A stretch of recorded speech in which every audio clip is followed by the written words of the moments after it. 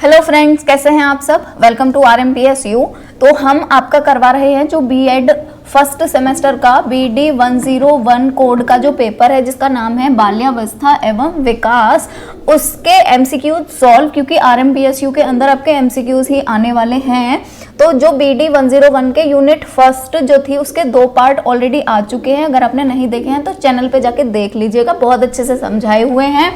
आज हम करेंगे यूनिट फर्स्ट का 3rd पार्ट। वैसे मैं आपको स्टार्टिंग में बोल रही थी कि हर यूनिट के 2-2 पार्ट में फिनिश करवा देंगे, लेकिन क्योंकि यूनिट फर्स्ट बहुत ज़्यादा इंपॉर्टेंट है, अगर आपको ये समझ आ गई तो आगे वाली यूनिट भी बहुत अच्छे से समझ आ जाएगी। और ये थोड़ी बड़ी भी है, इसमें से ज़्यादा क्वेश्चन भी आने वाले हैं, इसीलिए मैंने यूनिट फर्स्ट जो है उसको बहुत ही ज़्यादा अच्छे से करवाया हुआ है। तो इसके क्वेश्चन थोड़े से ज़्यादा बन गए हैं, ठीक है। इसके क्वेश्चन जो है वो ज़्यादा है, इसीलिए इसके 3 पार्ट होंगे। बाकी के आपके जो यूनिट है, सेकंड यूनिट जो है उसके 2 पार्ट होंगे, थर्ड यूनिट के 2 पार्ट होंगे, मतलब 2 वीडियो होंगे।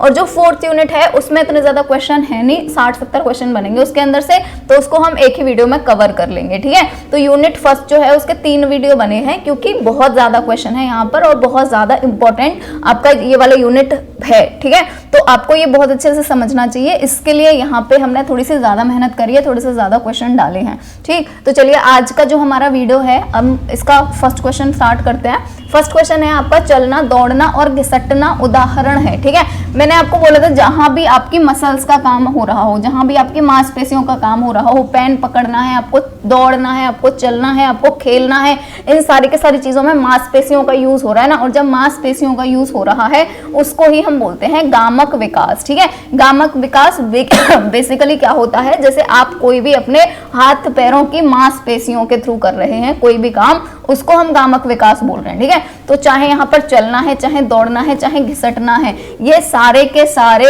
जो उदाहरण है किसके हैं, ये गामक विकास के हैं, ठीक है। इसको कभी भी आप शारीरिक विकास के अंदर मत डाल देना, ठीक है। वैसे तो शारीरिक विकास का टाइप है गामक विकास, ये गामक विकास के अंदर आते हैं सारे के सारे। तो जहां भी आपको कोई भी चीज हो, जैसे कि पेन पकड़ना है, बच्चा पेन पकड़ना सीख रहा है, बच्चा खेल रहा है, बच्चा चल रहा है, दौड़ रहा है, घिसट रहा है, ठीक है, जो भी वो अपनी मसल्स के थ्रू जो भी काम कर रहा है वो सारे के सारे गामक विकास के अंदर आते हैं, इसीलिए यहाँ पर जो ऑप्शन है वो हो जाएगा ए करेक्ट। नेक्स्ट जो क्वेश्चन है हमारा वो है गामक विकास को प्रभावित करने वाले कारक हैं, ठीक है। गामक विकास को, यानी कि ये जो हम सारी की सारी चीजें कर रहे हैं, हम चल रहे हैं, हम बोलना तो नहीं, खैर हम चल रहे हैं, चाहे हम खेल रहे हैं अपने हाथ पैरों को मार के, चाहे कुछ जो भी कर रहे हैं, इनको कौन कौन सी चीजें प्रभावित कर सकती हैं। तो देखिए वंशानुक्रम तो हर चीज को प्रभावित करता है। वंशानुक्रम का मतलब क्या होता है, जिसके माता पिता जैसे होते हैं बच्चा वैसे बनता है ना। तो वंशानुक्रम तो हर किसी चीज को, हर किसी विकास को प्रभावित करता ही है।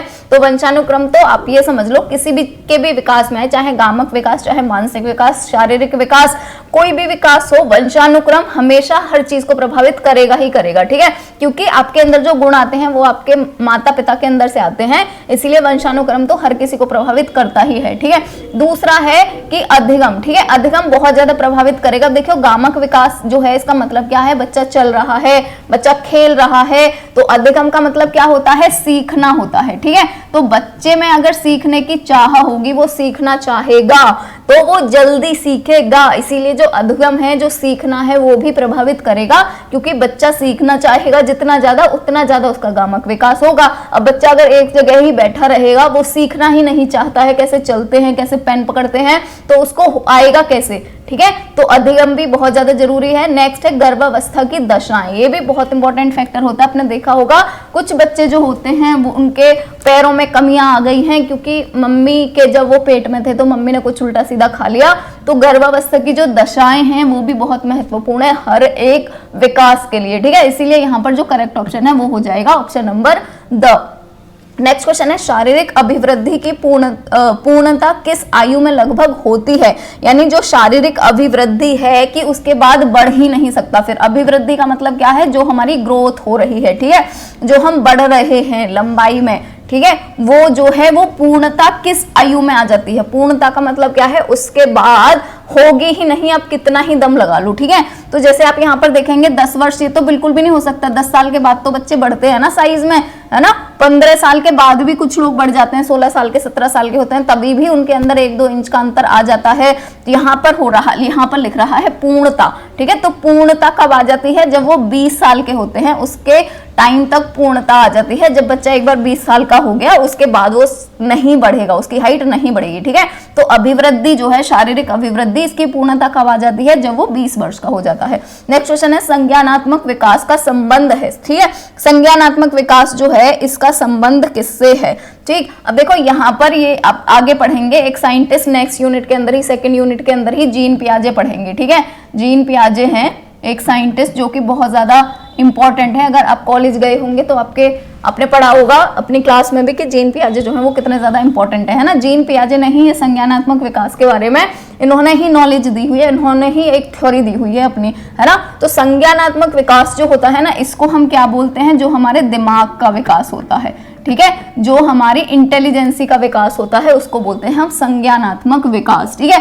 तो संज्ञानात्मक विकास जो है उसका संबंध किससे होगा? यहाँ पर देखो किससे होगा? बुद्धि से होगा, कि बुद्धि कितनी आ रही है इंसान के अंदर, ठीक। तो ऑप्शन जो है वो हो जाएगा यहाँ पर करेक्ट ऑप्शन। नेक्स्ट क्वेश्चन की तरफ बढ़ेंगे। नेक्स्ट क्वेश्चन है संवेगों की संख्या है। संवेग जो होते हैं वो कितने होते हैं? संवेग का मतलब क्या है?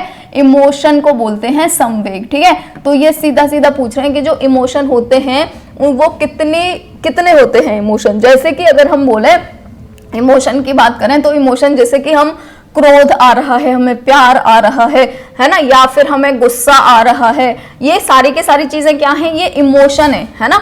तो या फिर ये संवेग है सारी की सारी चीजें। तो ये जो हमारे अंदर संवेग आते हैं या इमोशन आते हैं वो टोटल नंबर में कितने होते हैं ये पूछ रहा है। तो टोटल नंबर जो होता है वो इनका 14 होता है, ठीक है।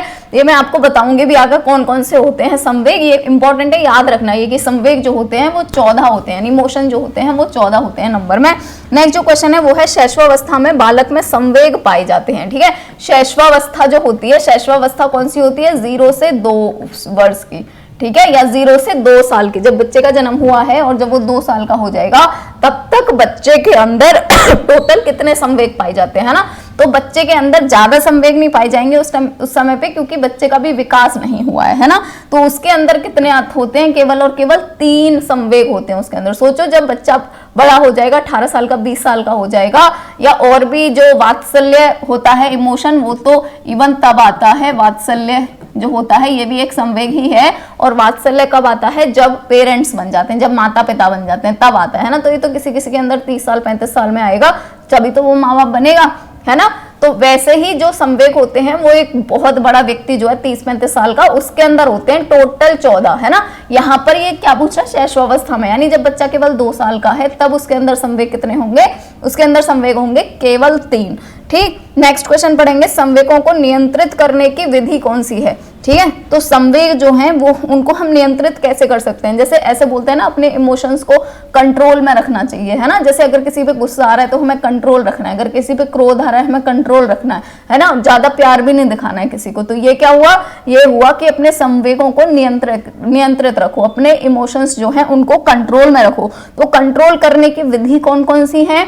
2 विधि हैं, दमन और शोधन, ठीक है। ये दोनों विधि ही है नियंत्रित करने की, इसीलिए जो सा ऑप्शन है वो हो जाएगा यहाँ पर करेक्ट ऑप्शन, कि आ व बा दोनों, है ना। तो दोनों हो जाएंगे यहाँ पर। नेक्स्ट क्वेश्चन है बालक का संवेगात्मक विकास निम्नलिखित में से किसे प्रभावित करता है? बच्चे का जो संवेगात्मक विकास हो रहा है, यानी वो इमोशनली अगर स्ट्रॉन्ग हो रहा है ना, उसके जो इमोशंस हैं वो कंट्रोल कर पा रहा है, तो इसमें से किसे प्रभावित करता है ना। संवेगात्मक विकास किसको प्रभावित करता है?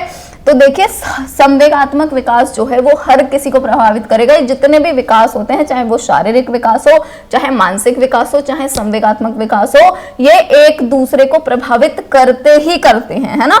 तो जो संवेगात्मक विकास है ना, जो बच्चा कंट्रोल करना सीख रहा है अपने इमोशंस के ऊपर, वो उसके शारीरिक विकास को भी प्रभावित करेगा, वो उसके सामाजिक विकास को भी प्रभावित करेगा, वो उसके नैतिक विकास को भी प्रभावित करेगा, सबको प्रभावित करेगा। क्योंकि बच्चा अगर अपने संवेगों को या अपने इमोशंस को कंट्रोल करना सीख जाएगा तो वो दुखी कम होगा, और दुखी कम होगा तो उसका शारीरिक विकास भी अच्छा होगा, है ना।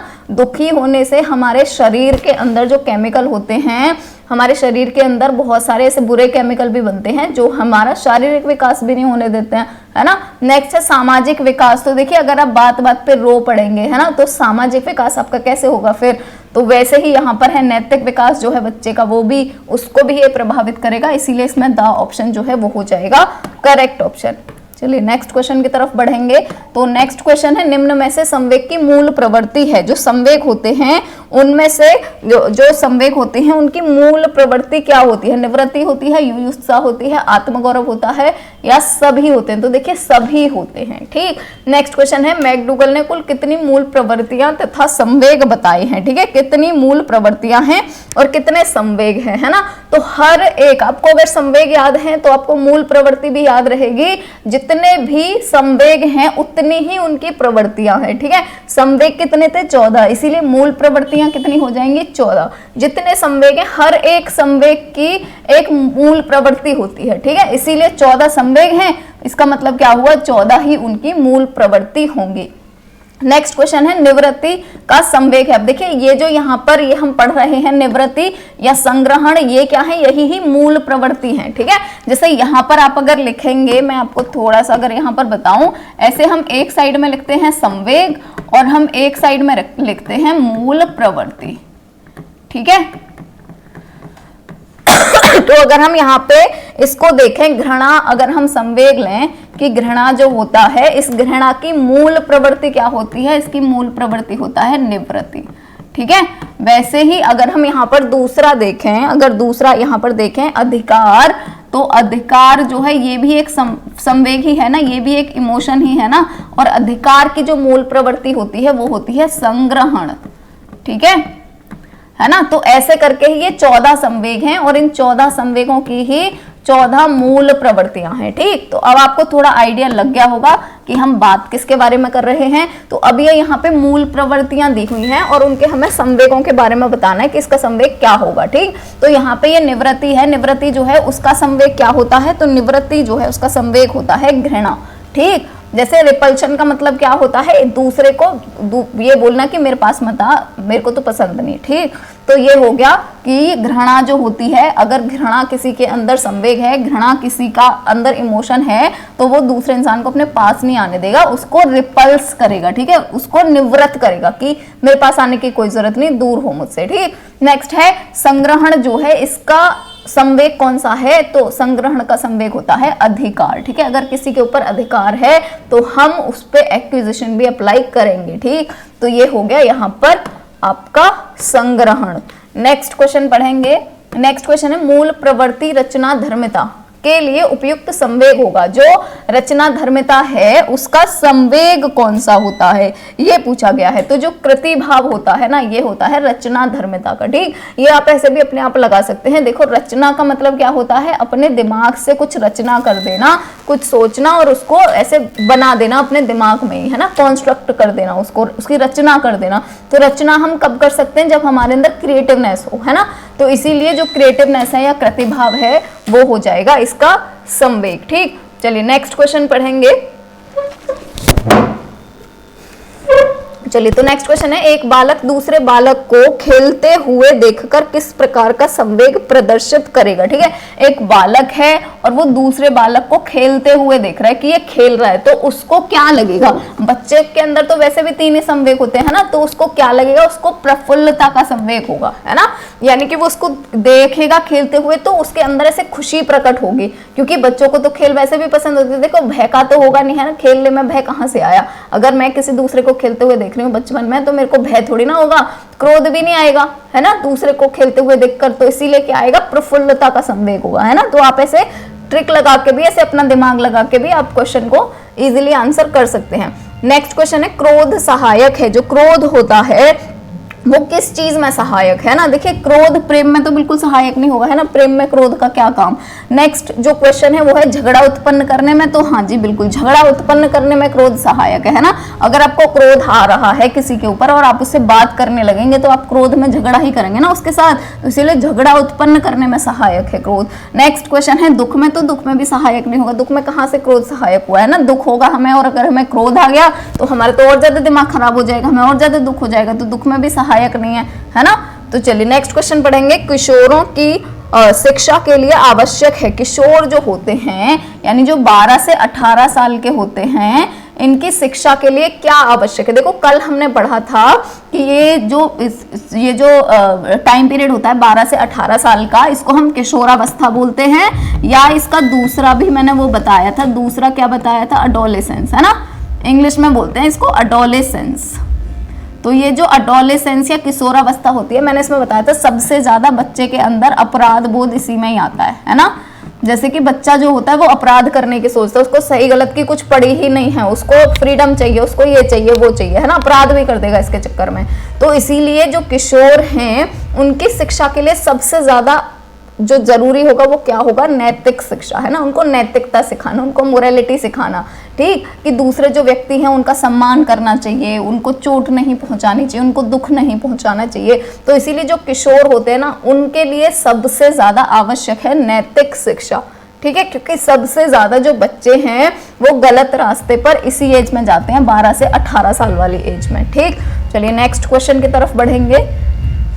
तो नेक्स्ट क्वेश्चन है हमारा, सीखने के बाद व्यवहार में परिवर्तन कहलाता है ना। सीखने के बाद अगर हमारे व्यवहार में कोई भी परिवर्तन होता है उसको हम क्या बोलते हैं। तो देखो मैंने सीधा सीधा बताया था आपको, अभी थोड़ी देर पहले ही हम बात कर रहे थे कि अधिगम को हम क्या बोलते हैं, सीखना बोलते हैं, है ना। अधिगम मतलब सीखना। जैसे हमने कोई भी चीज सीख ली तो हमको ये है कि हाँ अभी हमें आइडिया हो गया क्या चीज करनी है क्या नहीं करनी है, उसको हम क्या बोलेंगे, उसको बोलते हैं अधिगम, ठीक है। सीधा सा याद रखो बस, सीखना मतलब अधिगम, है ना, अच्छी चीजें सीखना पर बुरी चीजें नहीं, अधिगम मतलब अच्छी चीजें सीखना।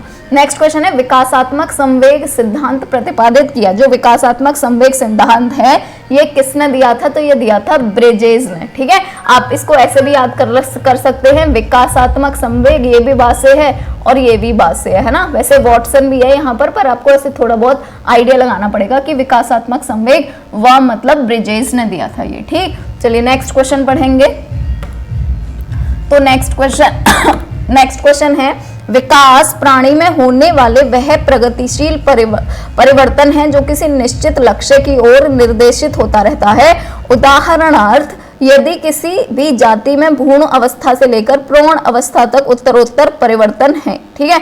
ये किसका कथन है, तो ये बोला है ड्राइवर ने, ठीक है। अब यहाँ पे है ना आपके बहुत सारे क्वेश्चन आएंगे, बहुत जो जितने भी आपके साइंटिस्टों के नाम वाले क्वेश्चन थे वो मैंने सारे के सारे एक साथ पीछे दे दिए हैं, ताकि आप, क्योंकि देखो साइंटिस्ट वाले जो क्वेश्चन होते हैं ना वो नाम याद रखना होता है, रट्टा लगाना, ठीक है, एक तरीके से। तो इसीलिए आप अगर चाहो तो ये वाले जो क्वेश्चन है इनमें से जो इंपॉर्टेंट आपको लगते हैं वो आप याद करते जाना, बाकी अगर एक दो छोड़ना चाहो छोड़ देना। वैसे तो मैं बोलूंगी कि ये वाले क्वेश्चन भी आते हैं। मैंने पिछली बार का जो बीएड फर्स्ट ईयर का जो पेपर आया था मैंने वो पेपर देखा था, साइंटिस्टों के नाम भी आते हैं पेपर में, है ना।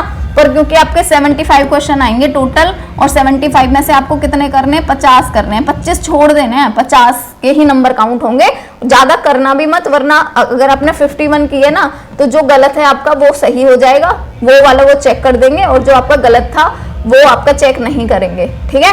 तो इसीलिए आपको 50 ही करने, 50 से ज्यादा बिल्कुल मत करके आइएगा, है ना। तो ये वाले 25 क्वेश्चन तो आपको वैसे भी निकालने हैं, पर वैसे मैं तो ये बोलूंगी मैं जितना भी करा रही हूँ ना यहाँ पे आप उतना बस कर लीजिए, आपके 50 नंबर आसानी से आ जाएंगे, आप 50 के 50 क्वेश्चन करके आएंगे, है ना। और एक और बात, मैंने ना एक पिछले 5-6 महीने पहले या 2 महीने पहले ही शायद एक वीडियो बनाया था कि जो MCQs आते हैं उनको, अगर आपको नहीं भी आते हैं MCQs तो उनको आप सॉल्व कैसे कर सकते हैं, ट्रिक के थ्रू, है ना। पर वो ट्रिक कब काम आती है, जैसे आपके 50 में से 35 क्वेश्चन आपने कर लिए हैं, 40 क्वेश्चन आपने कर लिए हैं और आपको अगर 10-15 क्वेश्चन नहीं आ रहे हैं तो उसमें ट्रिक लगाने के लिए, ऐसे नहीं है कि आपको बिना पढ़े ही चले जाना है ना।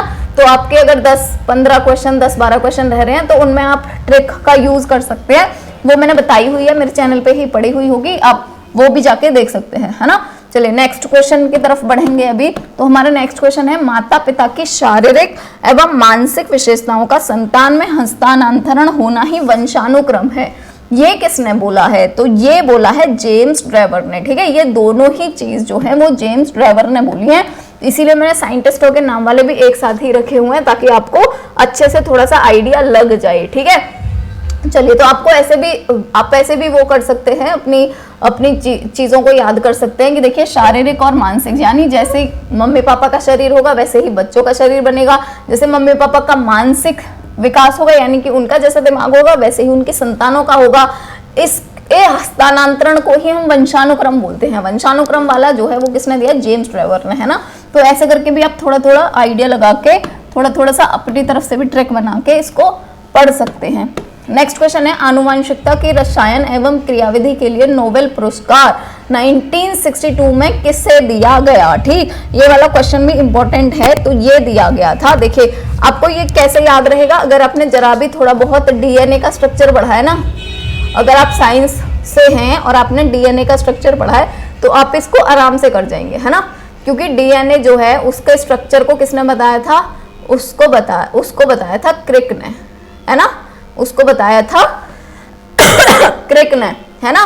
तो यहाँ पे देखो क्रिक दिया हुआ है, तो जिनको पता है डीएनए किसने डिस्कवर किया था वो तो आसानी से कर देंगे, जो साइंस वाले है ना। जिनको नहीं पता है वो इसको याद भी रख लो कि आनुवंशिकता जो है उसके लिए कैसे कैसे आनुवंशिकता होती है, किसके थ्रू होती है, वो किसने दिया था, क्रिक ने, वाटसन ने और विल्कस ने, है ना। तो उनको थोड़ा ऐसे याद रखना पड़ेगा। उसके बाद में है द ओरिजिन ऑफ स्पीशीज के लेखक कौन है, तो इसके लेखक हैं डार्विन। और ये भी अगर जो साइंस वाले बच्चे हैं उनको तो ऐसे ही पता चल जाएगा, द ओरिजिन ऑफ स्पीशीज के लेखक कौन होंगे, डार्विन होंगे। क्योंकि कैसे कैसे पूरी दुनिया बनी है, दुनिया में प्लांट कैसे आए हैं, एनिमल कैसे आए हैं, जितने भी एनिमल हैं, यानी जितने एनिमल से मेरा मतलब है चाहे वो कीड़ा हो, मकोड़ा हो, मछली हो, कोई बड़ा जानवर हो, चाहे इंसान हो, उनका वो कैसे आए हैं दुनिया में, ये डार्विन ने ही बताया था, है ना। और ये जो कथन है द ओरिजिन ऑफ स्पीशीज कि जितनी भी स्पीशीज हैं उनकी उत्पत्ति कैसे हुई, तो ये भी किसने लिखी होगी, डार्विन ने लिखी होगी, क्योंकि इन्होंने ही बताया था कि दुनिया में जो भी जीवन है उसका आरंभ कैसे हुआ था, है ना। नेक्स्ट क्वेश्चन है, विकास के परिणाम स्वरूप व्यक्ति में नवीन विशेषताएं और नवीन योग्यताएं प्रस्फुटित होती हैं, यह कथन है, ये जो कथन है ये किसका है, तो ये कथन है हरलॉक का। नेक्स्ट क्वेश्चन है, वातावरण में सब बाह्य तत्व आ जाते हैं जिनसे व्यक्ति जीवन के आरंभ के समय से ही प्रभावित होता है, यह कथन है वुडवर्ड का। अब देखिए यहाँ पर ये आप है ना इसके वो देख लीजिएगा, मैं वो बताती जा रही हूँ सबके करेक्ट ऑप्शन, और ये आप अपनी ट्रिक बना के याद करना, क्योंकि अपनी ट्रिक बना के ना खुद को बहुत अच्छे से याद होता है। नेक्स्ट क्वेश्चन है, किशोरावस्था बड़े संघर्ष, तनाव, तूफान तथा विरोध की अवस्था है, यह कथन है, ठीक है, यह कथन है स्टैनले हॉल का, ठीक है। अब देखिए ये अगर इंग्लिश में होता ना तो वहां पे आता है स्ट्रेस, है ना, और ये मैं स्ट्रेस से याद करवाती हूँ बच्चों को, स्ट्रेस और स्टैनले, तो ये मैं वहां पर तो ऐसे याद करवाती हूँ। अब हिंदी में मुझे यहाँ पर क्योंकि सा से कुछ है नहीं, वैसे संघर्ष है ना, तो अब संघर्ष से याद रख लेना, स्टैनले, सा फॉर संघर्ष, सा फॉर स्टैनले हॉल की किशोरावस्था जो होती है, किशोरावस्था मतलब वही 12 से 18 वर्ष की जो आयु है बच्चे की, उसमें सबसे ज्यादा संघर्ष, सबसे ज्यादा तनाव, तूफान और विरोध की अवस्था होती है। ये कथन किसने बोला है स्टैनले ने, है ना। नेक्स्ट क्वेश्चन है, शैशवावस्था सीखने का आदर्श काल है, शैशवावस्था में सबसे अच्छा सीख सकते हैं, यह किसने बोला है, यह बोला है वैलेंटाइन ने, है ना। याद रख लो, शैशवावस्था का मतलब क्या होता है, 0 से 5 वर्ष वाला बोल रहे हैं ये वैलेंटाइन, ठीक है, 0 से 2 वर्ष वाला नहीं, 0 से 5 वर्ष जो होती है यह सीखने का सबसे आदर्श काल है। क्यों है, क्योंकि बच्चा हमेशा 0 से 5 वर्ष का होता है ना, इतने टाइम में वो सबसे ज्यादा चीजें सीखता है, क्योंकि आप देखिए क्या सीखता है बच्चा, 0 है अपने दिमाग में जब वो पैदा हुआ है और कितनी सारी चीजें सीख लेता है, 5 साल का तो चवड़ करके आपका दिमाग खा जाएगा, है ना। इसीलिए बोलते हैं शैशवावस्था सीखने का सबसे आदर्श काल है ना, और ये बोला है वैलेंटाइन ने। अब याद कर लो, शैशवावस्था पे इन्होंने बात करी है कि सीखने का आदर्श काल है, वैलेंटाइन डे अभी आने वाला भी है ना, 14 फरवरी को, तो ऐसे करके याद रख लो इसको। नेक्स्ट क्वेश्चन है, विकास को रचनात्मक परिपक्वता कहा गया है, विकास जो है वो रचनात्मक परिपक्वता है, ये बोला है हरलॉक ने। नेक्स्ट क्वेश्चन है, निम्नलिखित में से कौन सा परीक्षण बुद्धि का मापन करता है, इसको याद कर लीजिएगा अच्छे से, TAT जो होता है, टेट, है ना, ये होता है बुद्धि का मापन करने के लिए परीक्षण। नेक्स्ट क्वेश्चन पढ़ेंगे तो नेक्स्ट क्वेश्चन पढ़ेंगे कि जो विकास होता है, हाँ, कि जो विकास होता है वो प्राणी में होने वाला प्रगतिशील परिवर्तन है जो किसी लक्ष्य की ओर लगातार निर्देशित होता रहता है, ये परिभाषा किसने दी है, तो ये ड्रेवर ने दी है, ठीक। नेक्स्ट क्वेश्चन है, बुद्धिमापन संप्रत्यय का प्रतिपादन किया, जो बुद्धिमापन संप्रत्यय है कि उससे बुद्धि माप सकते हैं, ये किसने दिया है, तो ये बिने और साइमन ने दिया है।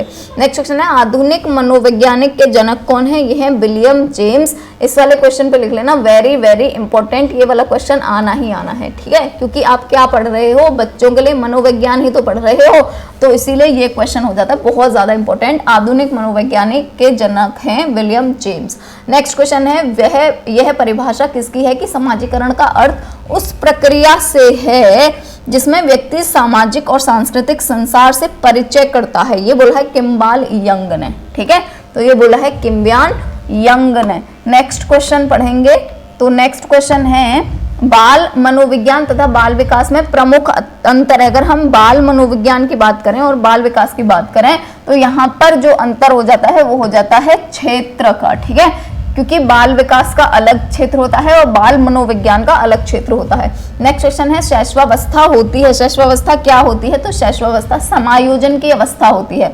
नेक्स्ट क्वेश्चन है विकास का अर्थ परिपक्वता और कार्यपूरक सुधार की व्यवस्था से है जिसका संबंध गुणात्मक एवं परिमाणात्मक परिवर्तनों से है। दोनों परिवर्तन होते हैं इसमें। यह किसने बोला है? सोरेनसन ने, ठीक है, तो ऐसे बोल दो सोरेनसन ने बोला है कि दोनों ही, ऐसे करके याद कर लो। आपको अगर स्टार्टिंग का भी याद नहीं हो रहा है ना तो ऐसे करके याद कर लो कि इन्होंने गुणात्मक और परिमाणात्मक परिवर्तन दोनों के बारे में बताया कि विकास में दोनों परिवर्तन होंगे, सोरेनसन ने, है ना। नेक्स्ट क्वेश्चन है बच्चों में बौद्धिक विकास यानी जो इंटेलेक्चुअल डेवलपमेंट होता है उसकी 4 विशिष्ट अवस्थाओं की पहचान कराई गई है। किसने करी गई है? ठीक है जो पहचान है वो किसके द्वारा कराई गई है? तो पियाजे के द्वारा कराई गई है, ठीक है। जैसे मैंने आपको थोड़ी देर पहले भी बताया था, ये जो जीन पियाजे है ना, पूरा नाम इनका जीन पियाजे है ना, जीन पियाजे। और ये जो जीन पियाजे है ना, इन्होंने बात करी है कोग्निटिव डेवलपमेंट की। और कोग्निटिव या कोग्निशन का मैंने बताया था थोड़ी देर पहले, इसको बहुत अच्छे से याद कर लेना। इसको हम संज्ञानात्मक भी बोलते हैं। कोग्निटिव को क्या बोलते हैं? संज्ञान भी बोलते हैं, है ना, संज्ञान।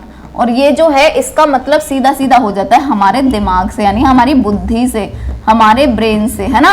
तो जहां पर भी आ जाए बौद्धिक विकास, इंटेलेक्चुअल विकास, या मतलब जहां पर भी आपकी बुद्धि से या फिर आपके दिमाग से कोई भी क्वेश्चन आ जाए ना, वहां पर सीधा सीधा आपको जीन पियाजे पे लगाना है, ठीक है। तो यहाँ पर क्या हो जाएगा? द ऑप्शन हो जाएगा, यानी कि जीन पियाजे या पियाजे।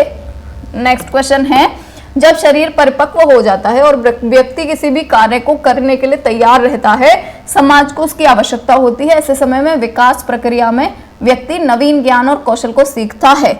यह जो कथन है यह किसका है? तो ये विंग्स हर्ट का है ना। ऐसे सोच लो, यहाँ पे इन्होंने कितनी अच्छी बात बोली है ना। तो इन्होंने हार्ट जो है उसको विन कर लिया है ना। हार्ट विन का मतलब क्या हुआ? दिल जो है वो इन्होंने जीत लिया है ना। तो क्या है ये? विंग्स हर्ट है ना। तो ऐसे बोलो, इतनी अच्छी बात बोल के बात याद कर लो, क्या कितनी अच्छी बात है ना, कि जब भी शरीर परिपक्व हो जाता है और व्यक्ति किसी भी कार्य को करने के लिए तैयार रहता है, जैसे वो 18 साल का 19 साल का हो गया, परिपक्व हो गया, उसका जो शरीर है वो हर समय काम करने के लिए तैयार रहता है। जब भी समाज को उसकी आवश्यकता, कोई बोलेगा आके भाई मेरे को ये काम है, मेरे साथ चल, वो तुरंत चलने को तैयार है ना। कोई बोलेगा कि मेरे को मार्केट से ये लेके आना है, मेरे लिए ले आ, वो तुरंत ले आएगा, सबके लिए हाजिर रहता है वो, है ना। तो इसमें क्या होता है, जो व्यक्ति है वो उसके अंदर नवीन ज्ञान और कौशल आता है ना। कितनी अच्छी बात है ये। तो किसने बोली है? Wings hurt. विंग्स हर्ट मतलब ऐसे याद कर लो कि हार्ट जीत लिया इसने, है ना। नेक्स्ट क्वेश्चन है अभिवृद्धि मात्रात्मक या परिमाणात्मक परिवर्तनों की ओर संकेत करती है, अर्थात आकार और ढांचे में जो वृद्धि होती है अभिवृद्धि में, ठीक है। ये वाला जो कथन है, ये वाला कथन किसका है? तो ये कथन है हरलॉग का। नेक्स्ट क्वेश्चन की तरफ बढ़ेंगे, तो नेक्स्ट क्वेश्चन है संज्ञानात्मक विकास का सिद्धांत प्रतिपादित किया। देखो ये फिर से आ गया, संज्ञानात्मक विकास, है ना। संज्ञानात्मक मतलब कोग्निटिव, अभी हम बात कर रहे थे कोग्निटिव या संज्ञानात्मक मतलब बुद्धि से मतलब है, इसका दिमाग से मतलब है ना। तो बुद्धि का जो विकास है उसका प्रतिपादन किसने किया? जीन पियाजे ने। ये क्वेश्चन आपको रट जाना चाहिए, अब कितनी बार बार वही ही आ रहा है ना। तो जहां भी संज्ञानात्मक विकास आ जाए मतलब पियाजे, पियाजे मतलब प्याज समझ लो, है ना। संज्ञानात्मक विकास या कोग्निटिव डेवलपमेंट मतलब प्याज की वजह से हो रहा है, ऐसे याद कर लो, है ना। बुद्धि का जो विकास हो रहा है वो प्याज की वजह से हो रहा है, तो याद रख लो जीन पियाजे ने। नेक्स्ट क्वेश्चन है अधिगम सिद्धांत के प्रतिपादक थे। अधिगम सिद्धांत जो है उसके प्रतिपादक कौन थे? तो सीयर्स थे इसके प्रतिपादक, जिनका पूरा नाम था रॉबर्ट रिचर्डसन सीयर्स, है ना। नेक्स्ट क्वेश्चन है सतत विकास सिद्धांत के समर्थक थे। जो सतत विकास सिद्धांत है उसके समर्थक कौन थे? तो स्किनर थे इसके समर्थक। ये वाला क्वेश्चन सारे ही बहुत ज्यादा इंपॉर्टेंट है, सब बहुत अच्छे से याद कर लेना। सतत विकास सिद्धांत ये भी बहुत इंपॉर्टेंट है। सतत विकास का मतलब क्या होता है कि विकास जो है वो चलता ही रहता है जीवन पर्यंत, है ना। तो ये वाला जो सिद्धांत है इसके समर्थक कौन थे, किसने इसका समर्थन किया, स्किनर ने किया इसका समर्थन। नेक्स्ट क्वेश्चन है, किसने यह बताया कि तर्क एवं बौद्धिक प्रक्रियाओं में विकास के प्रतिमानों की भविष्यवाणी संभव है, ये किसने बताया, तो ये बताया है ओवेन ने। ठीक, नेक्स्ट क्वेश्चन की तरफ शिफ्ट होंगे। तो हमारा नेक्स्ट क्वेश्चन है, कोई भी दो बालक एक जैसे नहीं होते लेकिन उनके विकास का क्रम समान होता है ना। दो बच्चे एक जैसे तो नहीं होते लेकिन उनका क्रम समान होगा। जैसे सारे बच्चे जितने भी हैं, अगर हम आपके घर की भी बात करो आप, तो आपके घर के आसपास जितने भी बच्चे होंगे, कोई भी दो बच्चे एक जैसे नहीं होते ना, लेकिन सारे बच्चे पहले ABCD ही सीखेंगे, है ना। ABCD सीखने के बाद सारे बच्चे 1 2 3 सीखेंगे, 1 2 3 सीखने के बाद सारे के सारे बच्चे टेबल सीखेंगे, फिर सारे के सारे बच्चे जोड़ सीखेंगे, फिर सारे के सारे बच्चे घटा सीखेंगे, है ना। ऐसे ही करते हैं ना, ऐसे तो नहीं होता एक बच्चा जोड़ सीख रहा है सबसे पहले, दूसरा बच्चा सबसे पहले ABCD सीख रहा है, ऐसे नहीं होता ना। तो सारे बच्चे अलग अलग होते हैं लेकिन उनके जो विकास का क्रम है वो एक जैसा होता है। सारे बच्चे एक तरह से ही चीजें सीखेंगे। ये किसने बोला है, ये बोला है गैसेल ने। ठीक, नेक्स्ट क्वेश्चन है, अभिवृद्धि से तात्पर्य कोशिकाओं में होने वाली वृद्धि से होता है ना। जैसे अभिवृद्धि जो होती है वो कब होगी, जब जो हमारा शरीर है ना, वो अगर आप साइंस के नहीं हो तो आपको नहीं पता होगा ये सेल जो है या कोशिकाएं जो है इसका मतलब क्या है। तो हमारी जो पूरा शरीर है ना वो कोशिकाओं से मिलके बना हुआ है। हमारी जो खाल है, जो स्किन है, वो भी कोशिकाओं से मिलके ही बनी हुई है। और जब हम साइज में बढ़ते हैं ना तो क्या होता है, जो सेल से मिलके ये बना हुआ है ना, ये जो सेल है ये सेल ही डिवाइड हो जाते हैं, यानी इनका विभाजन हो जाता है और ऐसे करके हमारी लंबाई बढ़ती है ना। तो ये वही ही है कि अभिवृद्धि से तात्पर्य क्या है कि कोशिकाओं में होने वाली वृद्धि से होता है, जैसे लंबाई या फिर भार में वृद्धि हो रही है।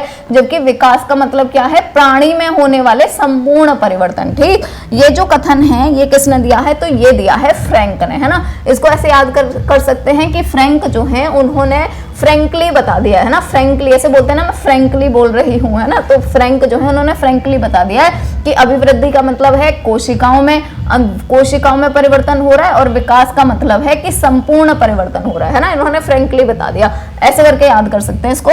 नेक्स्ट क्वेश्चन है, सामान्य से विशिष्ट सिद्धांत के समर्थक कौन है। सामान्य से विशिष्ट का मतलब क्या होता है कि जब भी विकास होता है सामान्य से विशिष्ट की ओर होता है ना। जैसे बच्चा पहले पेन को अपनी मुट्ठी से पकड़ेगा फिर अपनी उंगलियों से पकड़ना सीखेगा, है ना। तो सामान्य से विशिष्ट सिद्धांत जो है इसके समर्थक कौन है, हरलॉक जो है वो इसके समर्थक है। नेक्स्ट क्वेश्चन है, व्यक्तिगत भिन्नता का सिद्धांत के समर्थक कौन है। व्यक्तिगत भिन्नता का मतलब क्या हुआ कि जितने भी पूरी दुनिया में लोग हैं सारे के सारे अलग अलग हैं, एक जैसे कोई भी दो लोग नहीं है, है ना। इसके समर्थक कौन है, तो डगलस और हॉलैंड दोनों इसके समर्थक हैं, यानी जो हमारा सा ऑप्शन है वो हो जाएगा यहाँ पर करेक्ट ऑप्शन। ठीक, चलिए नेक्स्ट क्वेश्चन की तरफ शिफ्ट होंगे। तो हमारा नेक्स्ट क्वेश्चन है, मानव जीवन अनेक अवस्थाओं से गुजरता है। मानव जीवन गर्भीय अवस्था से किसी भी अवस्था में प्रभावशाली विशेषताएं उभरती हैं, इसमें एकता तथा वैशिष्ट्य पाया जाता है। ये कथन किसका है, तो ये है फील्डमैन का कथन। ठीक, नेक्स्ट क्वेश्चन है, बाल अपराधियों के संबंध में यह कथन कि अधिकतर बाल अपराधी उन्हीं परिवारों में मिलते हैं जहां सामाजिक संबंधों की स्थापना में बाधा पड़ सकती है। यह कथन किसका है, तो यह कथन है हीली और ब्रूनर का। ठीक, चलिए नेक्स्ट क्वेश्चन की तरफ बढ़ेंगे। तो नेक्स्ट क्वेश्चन है, जिस प्रकार एक ऋतु का आगमन पर दूसरी ऋतु के आगमन के चिन्ह दिखाई देने लगते हैं उसी प्रकार बाल्यावस्था और किशोरावस्था एक दूसरे से संबंधित होते हैं, है ना। इसका कहने का मतलब ये है जैसे एक ऋतु के आगमन पर, है ना, एक जैसे कि अभी अगर सर्दी आई थी, है ना, तो बारिश भी आई थी ना। इसका मतलब क्या हुआ कि जो बारिश वाला मौसम है उसके भी हमें चिन्ह दिखाई देने लग गए थे कि कैसे बारिश आएगी, है ना। उसी तरह से जो बाल्यावस्था होती है उसमें ही हमें ये पता चल जाता है कि किशोरावस्था में बच्चा कैसा होगा, है ना। इसका मेन मतलब ये है कहने का। तो ये जो कथन है ये कथन किसने दिया था, तो ये कथन दिया था किंग ने। ठीक है, ऐसे करके याद रख लो, किंग का मतलब क्या होता है, राजा, है ना। और राजा ने ही ये बात करी थी कि जैसे एक ऋतु के आने पर यानी एक मौसम के आने पर दूसरे मौसम के हमें चिन्ह दिखाई देने लगते हैं, उसी तरह ही बाल्यावस्था में ही हमें पता चल जाता है कि किशोरावस्था में बच्चा कैसा होगा। ये बोला है राजा ने यानी कि किंग ने। नेक्स्ट क्वेश्चन है, डगलस और हॉलैंड के अनुसार संघर्ष का अर्थ है। इनके अनुसार संघर्ष का क्या अर्थ है, संघर्ष का मतलब विरोध की कष्टदायक अवस्था, तो बिल्कुल, है ना। नेक्स्ट है, विपरीत इच्छा, तो विपरीत इच्छा बिल्कुल होती है, विपरीत इच्छा होगी तभी तो संघर्ष होगा। अगर हम लोगों की बातों में हाँ में हाँ मिलाते रहेंगे तो फिर तो संघर्ष होगा ही नहीं, क्योंकि वो तो फिर हमारी सारे के सारे हमें तो अच्छा ही समझेंगे ना, हमारे साथ झगड़ा क्यों करेंगे। झगड़ा कब करेंगे, जब हमारी विपरीत इच्छा होगी। और नेक्स्ट है अनहोनी घटना, तो हाँ बिल्कुल अनहोनी घटना होगी तब तो हमें संघर्ष करना ही पड़ता है, इसीलिए जो दा ऑप्शन है वो हो जाएगा यहाँ पर करेक्ट ऑप्शन। नेक्स्ट क्वेश्चन है मनोविश्लेषणात्मक सिद्धांत का प्रतिपादन किया। मनोविश्लेषणात्मक जो सिद्धांत है उसका प्रतिपादन किसने किया, तो एरिक्सन ने किया था इसका। और ये वाला भी बहुत ज्यादा इंपॉर्टेंट है, इसको हम बोलते हैं साइको एनालिटिकल थ्योरी बोलते हैं, है ना, इंग्लिश में साइको एनालिटिकल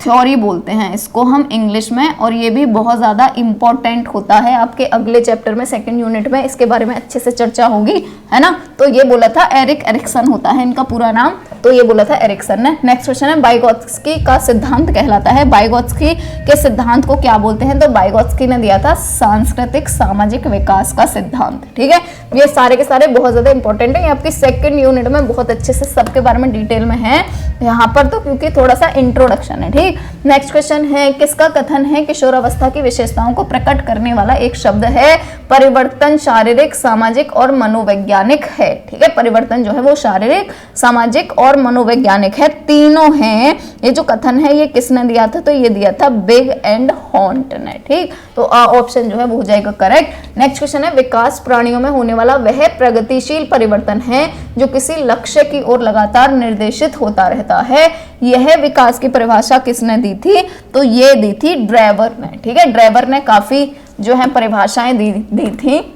चलिए नेक्स्ट क्वेश्चन की तरफ बढ़ते हैं। वंशानुक्रम माता पिता से संतान को प्राप्त होने वाले गुणों का नाम है ना। जैसे मैं बता रही थी कि हम जो अपने मम्मी पापा की तरह दिखते हैं, हमारे मम्मी पापा उनके मम्मी पापा की तरह दिखते हैं, इसी को तो हम वंशानुक्रम बोलते हैं, है ना। तो ये वही बोल रहे हैं, वंशानुक्रम जो है वो माता पिता से संतान को प्राप्त होने वाले गुणों का नाम है। वंशानुक्रम की ये जो परिभाषा है ये किसने दी थी, तो ये दी थी रूथ बेनेडिक्ट ने। ठीक, किसने दी थी, रूथ बेनेडिक्ट ने। नेक्स्ट क्वेश्चन है दो बालकों में समान मानसिक योग्यताएं नहीं होती हैं। दो जो बच्चे हैं उनमें बिल्कुल भी नहीं होती समान मानसिक योग्यता, है ना। कोई ज्यादा होशियार होता है, कोई कम होशियार होता है, थोड़ा कोई और कम होता है, कोई बहुत ज्यादा होशियार होता है। तो दो बच्चे कभी भी मानसिक योग्यताओं में एक जैसे नहीं होते हैं, ये किसने बोला था, हरलॉक ने बोला था। चलिए नेक्स्ट क्वेश्चन की तरफ शिफ्ट होंगे। तो नेक्स्ट क्वेश्चन है वातावरण वह है जो व्यक्ति के जीन्स के अतिरिक्त प्रत्येक वस्तु को प्रभावित करता है। यह कथन किसका है। ठीक, ये जो कथन है ये कथन है एनास्टेसी का। ठीक है, एनास्टेसी का। अब इसका मतलब क्या हुआ, जीन्स जो है, अगर आप साइंस के नहीं है तो आपको थोड़ा सा वो होगा, डीएनए जो होता है ना, डीएनए के अंदर होते हैं जीन्स, है ना। ये डीएनए के ऊपर लगे होते हैं जीन्स। और जो मैं आपको बता रही थी कि हमारे अंदर जो गुण आते हैं अपने मम्मी पापा से आते हैं, तो वो इन जीन्स की वजह से ही आते हैं, है ना। तो वातावरण जो है वो इन जीन्स को बस प्रभावित नहीं करता, बाकी सारी की सारी चीजों को प्रभावित करता है एक व्यक्ति की। ये कथन दिया था एनास्टेसी ने। नेक्स्ट क्वेश्चन है क्रियात्मक योग्यताओं का तात्पर्य उन विभिन्न प्रकार की शारीरिक गतिविधियों से है जो नाड़ियों तथा मांसपेशियों की क्रियाओं के संयोजन द्वारा संभव हो। यह कथन किसने दिया है, तो ये दिया है क्रो एंड क्रो ने। ठीक, अब क्रो एंड क्रो को आप कैसे याद रख सकते हैं, देखो क्रियात्मक में क्री लग रहा है ना, तो क्री को कर लेना क्रो। ठीक, चलिए नेक्स्ट क्वेश्चन पढ़ेंगे। तो नेक्स्ट क्वेश्चन है शिक्षा मनुष्य की शक्ति विशेष रूप से उसकी मानसिक शक्ति का विकास करती है ना। शिक्षा की अगर हम बात करें तो शिक्षा की वजह से मानसिक शक्ति आती है, यानी दिमाग जो है वो तेज हो जाता है। ये कथन किसने दिया था, तो ये कथन दिया था अरस्तु ने। सबसे ज्यादा पुराने साइंटिस्ट हैं ये अरस्तु, जिनको एरिस्टोटल भी बोलते हैं इंग्लिश में। नेक्स्ट क्वेश्चन है वातावरण और संगठित सामाजिक अभिकरणों के कुछ विशिष्ट कारक है जो दिशा पर निश्चित और विशिष्ट प्रभाव रखते हैं, जिसे बालक की सामाजिक अभिवृद्धि और सम्यक अनुसरण करेगी। यह कथन किसका है, तो ये जो कथन है वो कथन है दोनों का, स्किनर का भी और हैरीमैन का भी, इसीलिए जो सा ऑप्शन है वो हो जाएगा यहाँ पर करेक्ट ऑप्शन। चलिए नेक्स्ट क्वेश्चन की तरफ बढ़ेंगे। नेक्स्ट क्वेश्चन है संवेगात्मक अवस्था में भावनात्मक तत्वों की प्रधानता पाई जाती है। यह कथन किसका है? तो यह कथन है रॉस का, है ना। जब भी इमोशंस होते हैं तो उसमें भावना तो होगी ही होगी, तो इसीलिए ये कथन किसका है? संवेगात्मक यानी कि इमोशन, है ना। जब भी हम इमोशनल होंगे तो हमारे अंदर भावनाएं भी तो होंगी ना, उन्हीं की वजह से तो हम इमोशनल हैं। तो ये कथन किसने दिया था? रॉस ने दिया था। नेक्स्ट क्वेश्चन है, परिवार मुख्यतः इस प्रकार संगठित रहता है जो सामाजिकरण को सरल बनाता है। यह कथन किसका है? तो यह कथन है जॉनसन का, ठीक है। इसको याद रख लो, जॉनसन जो है उन्होंने परिवार के संगठन की बात बोली है ना, कि परिवार जो है वो एक साथ रहना चाहिए, इससे जो समाजीकरण है वो सरल हो जाएगा, ये बोला जॉनसन ने। बेबी जॉनसन वाला जॉनसन करके याद रख लेना। नेक्स्ट क्वेश्चन है, बाल्यावस्था को प्रतिद्वंदता का काल कहा जाता है। बाल्यावस्था जो होती है, बाल्यावस्था कब से कब तक होती है? तो ये होती है 6 साल से भी नहीं, 2 साल तक ही होता है शैशवावस्था, उसके बाद ही, तो यानी कि 3 से जो 12 साल का टाइम होता है, यह प्रतिद्वंदता का टाइम होता है। प्रतिद्वंदता का, जैसे बच्चे को कुछ भी नहीं पता अपने बारे में, है ना, वो भी सीखेगा, तो यहाँ पर वो कभी कुछ करना चाहता है, उसको आप डांट दोगे तो उसके मन में ये हो जाएगा मैं कुछ नहीं कर पा रहा हूँ, मेरे को कुछ आता नहीं है, इसीलिए मेरे मम्मी पापा मुझे डांट रहे हैं। इसीलिए बच्चों को ज्यादा डांटना वाटना नहीं चाहिए, जो कर रहे हैं करने देना चाहिए, है ना। जब गलत कर रहे तो बोल दो बेटा ऐसे होता है, ऐसे नहीं होता है ना। तो ज्यादा उनको डांटना डूटना नहीं है, वरना उनके अंदर प्रतिद्वंदता आ जाती है, उनके अंदर ऐसे वो इंफीरियोरिटी कॉम्प्लेक्स आ जाता है, वो सोचने लगते हैं मैं तो कुछ करने लायक नहीं हूँ, है ना। तो ये जो है किस पीरियड में होता है? 3 से 12 साल में होता है। 12 साल के बाद तो बच्चा ऐसे सोचने लगता है कि मैं ही हूँ सब कुछ, है ना, मैं ही सही हूँ, मैं ही हूँ सब कुछ, मैं जो करना चाहूंगा वो करूंगा, मैं आजाद हूं, मैं ये हूं, मैं वो हूं, वो सोचने लगता है 12 साल के बाद, तो है ना। जब वो किशोर अवस्था में पहुंच जाता है, बाल्यावस्था में ही होता है, ये बच्चे बेचारे डर जाते हैं। तो ये जो है बाल्यावस्था को प्रतिद्वंदता का काल जो है वो किसने बोला है? किलपैट्रिक ने बोला है, ठीक है, किलपैट्रिक ने। नेक्स्ट क्वेश्चन है, विकास की प्रक्रिया में जीवन मूल्यों, व्यक्तित्व, व्यवहार आदि का विकास भी शामिल है। किस किस का विकास शामिल है? तो देखिए 3 सबका विकास शामिल होता है। विकास में तो जितनी भी चीज आए ना, सबका विकास होता ही है, तो इसीलिए दृष्टिकोण आए, चाहे स्वभाव आए, चाहे रुचि आए, कुछ भी आए, सबका विकास होना ही होना है। तो आंसर पे लगा दो सभी पे टिक, ठीक। चलिए नेक्स्ट क्वेश्चन पढ़ेंगे कि बाल्यावस्था को जीवन का अनोखा काल किसने कहा है। देखिए ये जो अनोखा काल किसने कहा है, या प्रतिद्वंदता का काल बाल्यावस्था को किसने कहा, ये क्वेश्चन बहुत इंपॉर्टेंट होते हैं, है ना। और ये क्वेश्चन सीटेट में भी आते हैं इवन, है ना। तो आपको ये अभी अच्छे से कर लो इनको याद, ताकि आपको सीटेट आपको ऐसे चुटकियों में निकल जाए। तो बाल्यावस्था को जीवन का अनोखा काल किसने कहा है? अनोखा काल कहा है कोल और ब्रूस ने। नेक्स्ट क्वेश्चन है, गर्भावस्था में अत्यधिक एक्सरे, है ना, जैसे एक्सरे करवाते रहते हैं ना, अल्ट्रासाउंड और ये वो सो, तो अगर ये करवाते हैं तो इसमें जो शिशु है गर्भाशय के अंदर, उसके मन और मस्तिष्क पर, ठीक है, विपरीत प्रभाव पड़ता है, नहीं बुरा प्रभाव पड़ता है। ये किसने बोला है? तो ये बोला है शेनफील्ड ने, है ना। अब ऐसे करके याद रख लो, शेनफील्ड तो नाम ही इतना वैसा है ना, शेनफील्ड की, शेनफील्ड ने बोला अल्ट्रासाउंड ना कराओ, ठीक है, एक्सरे ना कराओ, जब भी प्रेग्नेंट हो तो एक करा लो। ऐसे नहीं है कि हर महीने आप अल्ट्रासाउंड कराने जा रहे हो, हर 15 दिन बाद अल्ट्रासाउंड करवाने जा रहे हो, बिल्कुल भी नहीं करवाने चाहिए ज्यादा। एक करवा लो, 2 करवा लो, वो चलो ठीक है, 2 महीने बाद, 3 महीने बाद, पर ज्यादा नहीं कराने चाहिए। नेक्स्ट क्वेश्चन है, जब एक बालक 6 वर्ष अथवा उसके आसपास की आयु में पहुंचता है, ठीक है, यानी बाल्यावस्था ही है उसकी, तो उसकी मानसिक योग्यताएं लगभग सर्वांगीण विकास के स्तर पर पहुंच जाते हैं। यह कथन किसका है? तो यह कथन भी है क्रो एंड क्रो का। इन्होंने बोला है कि बच्चा जब 6 वर्ष का होता है ना, तभी उसके अंदर जितने भी मानसिक योग्यताएं आनी है वो आ जाती हैं, उसके बाद तो बस उसका विकास होना है फिर, है ना। तो ये इसीलिए बोलते हैं कि बच्चा जो है बचपन में ही दिख जाता है कि आगे कुछ कर पाएगा या नहीं कर पाएगा, क्योंकि देखिए 6 वर्ष की आयु में ही उसके अंदर सारी की सारी मानसिक योग्यताएं आ जाती हैं, उसका जितना दिमाग जो है वो होना चाहिए वो हो जाता है 6 साल। उसके बाद तो बस उसका विकास होना होता है, जितना वो सीखेगा उतना ज्यादा विकास होता जाएगा। नेक्स्ट क्वेश्चन है, किशोर का अनुभव कर सकते हैं। किशोर जो है वो किसका अनुभव कर सकते हैं, है ना।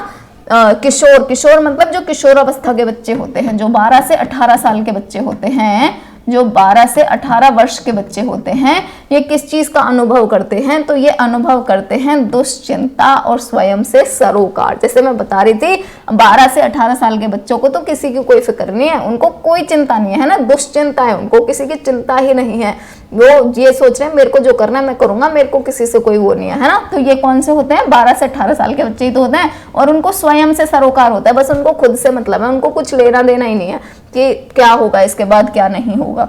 ठीक, चलिए नेक्स्ट क्वेश्चन की तरफ शिफ्ट होंगे। तो हमारा नेक्स्ट क्वेश्चन है, अभिवृद्धि के संबंध में यह कथन किसका है कि व्यक्ति तंतुओं अंगों, स्राव और चेतना का पुंज है जिसमें सतत रूप से वृद्धि ही अभिवृद्धि है। यह कथन किसका है? तो यह कथन है कैरल का। ठीक, नेक्स्ट क्वेश्चन है किसका कथन है? संवेग व्यक्ति की गति में अथवा आवेश आने की स्थिति है। कि संवेग जो है यानी जो इमोशंस हैं वो व्यक्ति की गति में या फिर आवेश आने की स्थिति है। यह किसने बोला है? ये बोला है वुडवर्थ ने। नेक्स्ट क्वेश्चन है किसका कथन है? वंशानुक्रम व्यक्ति की जन्मजात विशेषताओं का पूर्ण योग है। ठीक, ये किसने बोला है? ये बोला है पीटरसन ने। नेक्स्ट क्वेश्चन है वातावरण वह बाहरी शक्ति है जो हमें प्रभावित करती है। यह कथन किसका है? तो यह कथन है रॉस का। चलिए नेक्स्ट क्वेश्चन की तरफ शिफ्ट होते हैं। तो हमारा नेक्स्ट क्वेश्चन है विकासात्मक कार्य का प्रत्यय दिया है। जो विकासात्मक कार्य है उसका प्रत्यय जो है वो किसने दिया है? तो ये दिया है हेविंग्सहर्ट ने।